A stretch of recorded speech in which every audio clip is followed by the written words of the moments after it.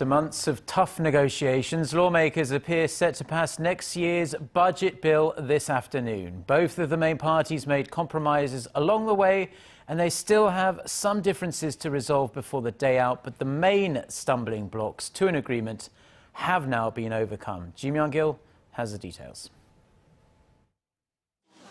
Having narrowed their differences on a number of issues, Korea's two main rival parties have agreed to pass next year's $340 billion budget at Tuesday's plenary session.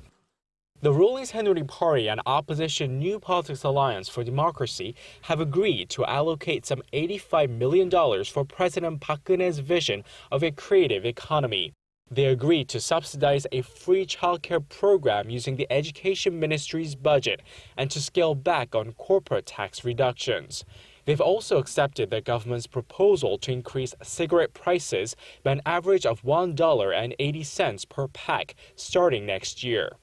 However, the parties are still at loggerheads over tax-related bills attached to the 2015 budget. The ruling Saenuri Party is calling for tax breaks for companies that increase investments, wages, and dividend payments instead of sitting on piles of cash reserves. The move is in line with the government policies aimed at fueling domestic consumption. But the opposition party says unnecessary tax cuts are being given to local companies. If an agreement isn't reached on the tax-related issues, the two parties plan to vote on them separately as auxiliary bills.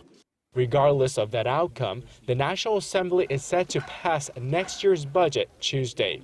If and when they do, it will mark the first time they've passed a budget by the legal deadline in 12 years. Myung-kil, Arirang News.